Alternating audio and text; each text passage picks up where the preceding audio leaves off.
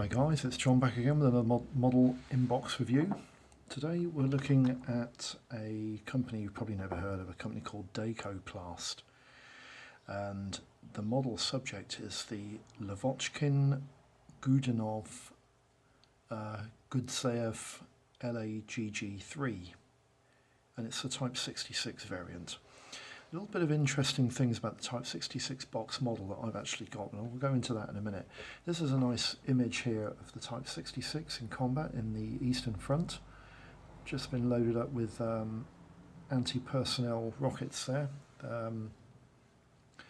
Yeah, interesting photograph. Anyway, boxing history. The boxing history on this kit is interesting because there's not a lot to it. I'll just take this picture off. This is the first release box, and it's actually the release box that I'll be doing the inbox review on. This is the model subject that I'm looking at for the inbox review and the kit I'll be building. It was originally released in 1996 by a company called Dakoplast, and there's quite a bit to talk about with Dakoplast, but I'll go through that with the conclusions in a minute. The kit's released in the Type 66 variant, and it was also released in the following year in 1997 as the Type 35. Now I've actually built the Type 35 Dakoplast kit, and it's extremely nice. It's quite a nice, easy build. Well, it's a bit fiddly here and there with the cockpit interior to get everything all in together, but it's not really a terrible kit to build. It's quite a nice, and it's a nicely detailed kit. Anyone who's got the Dakoplast model, and the other reboxings by Eastern Express, which we'll go through in a minute, you'll find that the kit is actually extremely nice. Very nice kit indeed, and I did build the Type 35 before, and it was an enjoyable build. So you can get it in the Type 35, released in 1997, and in 1997 Dakoplast also released the Type 66 as a rebox. This was the same decals. It was exactly the same decals as the original release, but they reboxed the two different kits and sold them as separate models. The original kit was just the Type 66, and then they built the Type 66 and the 35 as different kits, but the Type 35 obviously has different decals. You can also get this kit as a reboxed model by Eastern Express. Note that the box lid is actually exactly the same as the original box lid used on the Dakoplast kit. This, you have to be very careful because Eastern Express also released an Lagg3, which was just called an Lagg3, and this was actually the old Frog kit, and we'll go through that in the options and costs in a minute. So that's the Eastern Express Type 66. They also released the Type 35. This is again the same as the Dakoplast Type 35. It's exactly the same sprues in both kits, but different decals, as you'll see if you buy one. There's another photograph I wanted to show you because this is probably the best Lagg3 model on the market, and it's highly praised by a lot of the professional builders and model reviewers as being the best Lagg3 kit on the market. It comes in two guises. There's the Series 1 to 4 and the Series 7 to 11, but it's the ICM rendition of the 1/48 scale Lagg3, and this kit is also reboxed by Hasegawa, but Hasegawa build two captured variants, one from the Finnish Air Force and one from the Japanese Air Force, who used both these aircraft types against the Soviet Red Air Force during World War II. So I just wanted to include that just as a worthy note that the ICM kit is definitely, if you're after a 48 scale, this is definitely the kit to go for. Right, nice image there of an Lagg3. This, I believe, is a Type 35. No, sorry, it's a Type 66. This is a Type 66, which is on display in a museum in Moscow, I believe. It's not the Monino Museum. I think it's another museum somewhere else near Moscow. But it's interesting. Right, interesting camo pattern, because I don't very often see camo patterns like that on Russian aircraft during World War II. I'll just pan the camera down onto the table here so we can see what we're looking at. This is the kit in question that I'll be doing an inbox review on. I'll need to get this angle a little bit better for you. There we go, that should be a bit better. God, I hate this stand. I'm going to have to invest in something a bit different. Right, this is the original release, 1996, of the Dakoplast. It does look like Jacoplast, but it's not. It's Dakoplast. That's how they spell it in the Soviet Union. The company Dakoplast is actually a Russian company, but don't be put off by that because the parts are extremely nice. I'll look at the parts and have get them so you can have a look at them in a minute. But we'll go through the instruction leaflet like I normally do, and then the decals in a minute like I normally do. Right, the instruction sheet. On the front cover, you've got some gumph here in Russian and in English, which is quite nice. And there's some specs here in Russian, which are quite difficult to understand, but if you equate that to what the figures are actually telling you, then it's not so bad. Motop is actually engine, which is an M105 V12 cylinder liquid cooled piston engine. It was an underpowered aircraft, the Lagg G3 to say the least. There's some paint guides there for the variant in question, which was the Red Heart. I think it was the Lion Heart actually, number 43, which was flown by one of the Soviet aces in World War II in the Eastern Front. Not sure how many aircraft he shot down, but it was quite a number. And then you've got the build guide, and the build guide, the instructions on this kit are, as Soviet instructions go, they're quite clearly labelled and ID'd. I was quite surprised when I first built Type 35. I thought, oh God, it's Russian, this is going to be a nightmare. But they're actually quite nicely ID'd, and the paint guide there is there. You've got the colours here on the side to tell you what colours to paint the kit, and the colours are ID'd in numbers and paint colour fashion, which is really good. I'm really impressed with that. You know, they're obviously not a fantastically produced instruction leaflet, but it's it's clear enough. It's clear enough. The kit builds in 8 stages, although 7 and 8 is just alternative undercarriage up or down. So really it's 7 stages, isn't it? It just depends which way round you want to do it. But there are a couple of additional parts which you pop in section 7 before you put the undercarriage together, which I think I would do anyway. The interior on this kit, if I do remember right, it's actually quite detailed, especially the interior panels. I'll show you the parts in a minute. They're quite detailed. So that's the instructions, quite nice and easy to follow. The decals, they're not much to write home about, but the one thing I did find about Dakoplast decals is that they're actually quite nicely finished with very faint backing film, and they come away from the sheet quite nicely. They're not difficult to apply, and there are a few there, which is quite nice. There are a few, so that's quite good too. And you've got some transparencies here, which just going to show you these. Now, a lot of people say to me the quality of the transparencies denotes the quality of the kit. Well, in this case, the quality of the transparencies is actually quite good. You can see how good those transparent clear parts are. And I remember they went on really nice in the Type 35 when I built it. Really nice parts. I really like the look of these parts. Transparent, clear, crystal clear. There's my fingerprints through them. You can see my fingerprints through that curvature of the glass, which is quite severe. So I'm quite impressed with the transparency parts on this. I'll just quickly show you the sprues, because the sprues, I've got one criticism and quite a lot of praise for them. The criticism is that they are low pressure injection moulded parts, which means that they're going to be quite waxy and heavy set, and the sprues are going to be very, very thick. And with that, you usually get quite a lot of tabs and flash on the parts, and because the parts are quite waxily detailed, I'm hoping you can see that there, but the interior panel lines are quite waxy, but they do paint up quite nice. I remember they painted up reasonably well, but on the back of the rudder here you can see, God, that is an horrendous set of flash. It's not flash, it's badly moulding, but it doesn't affect the outline of the rear rudder there, which is good.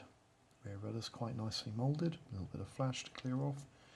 The front panel on that fuselage, the engine cowling there is quite nicely moulded, it's clean, and the detail is quite good. Not much to write home about in the wheel wells, there's not an awful lot in there, but there might be a reason for that, and I'll tell you that in a minute. Also the undercarriage wells, can you see the undercarriage doors? They're quite nicely detailed too.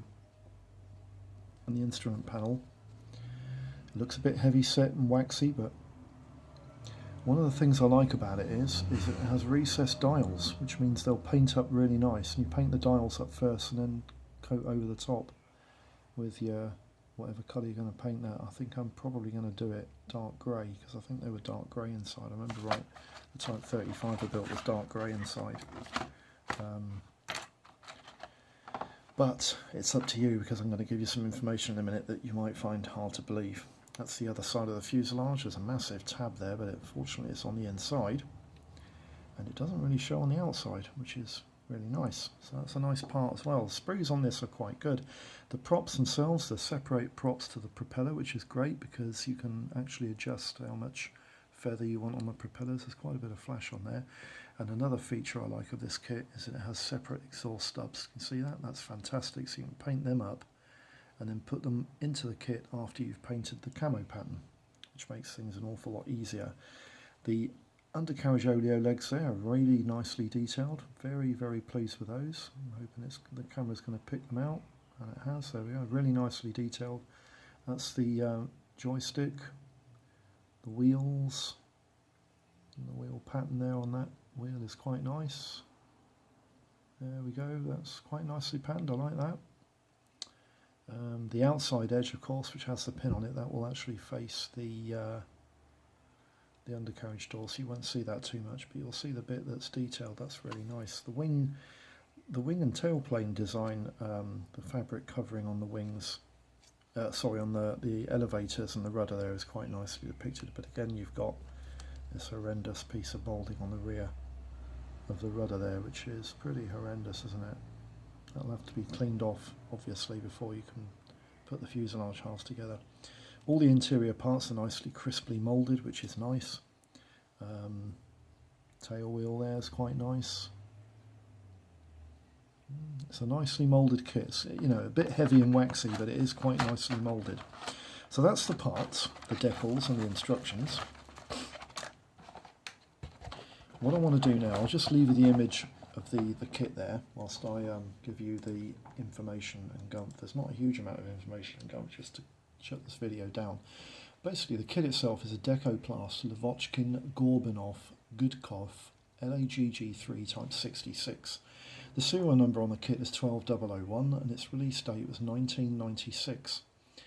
The scale is 1/72nd, and the kit comes with decals for a version flown by the Red Air Force in 1944 as 43 Lionheart. The kit comprises 41 parts on 2 grey plastic sprues and 6 parts on a clear plastic sprue, totalling 46 parts in total. Now, options and costs.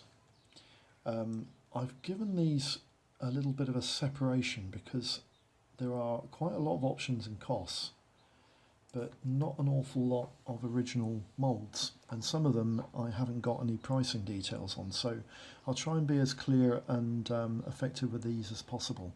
The kit can be purchased in 144 scale as a Zvezda model. It's an Lagg 3, and that kit costs around about £3 to £6. In 1/72nd scale, the original moulds are the Dakoplast Lagg 3 Type 35 and 66, and the Type 35 is between £12 and £15, and the Type 66 is between £15 and £22. Now, I don't really know why it's that extra cost, but I've got a sneaky suspicion that it could be because the Type 66 seems to be a bit more difficult to get a hold of and it's rarer. It's certainly completely omitted from any of the social media sales sites at the moment. I cannot find a copy of this kit anywhere, but I do remember that I paid 15 quid for it. And there was a completed listing kit, I think, on one of the sites, which showed it at 23 quid, which was quite a lot. So I'm aiming for between £15 and £22.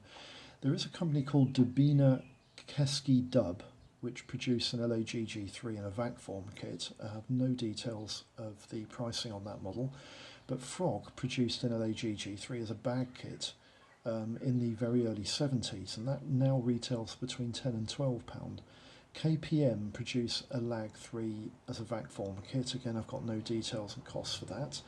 But Toco produce an Lagg G3 in a series 1 to 5 and an 11 for £7 to £10. And they also produce the type 35 and 66. The type 35 is between £7 and £10, and the type 66 is between £8 and £15. Vacformer produce an Lagg G3 in vac form, and again I have no details of any costs on that. Then you have the reboxings.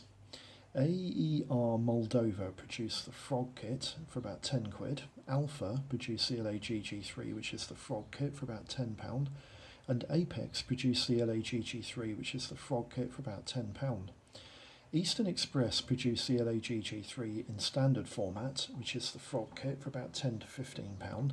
But they also produce the Dakoplast kits, versions 35 and 66. They're both around about £8 to £15 and £8 to £23 respectively. MR produce the Lagg G3, which is the old Frog kit, from £5 to £10, and Marquee produce the Lagg G3, which again is the old Frog kit, for between £8 to £12.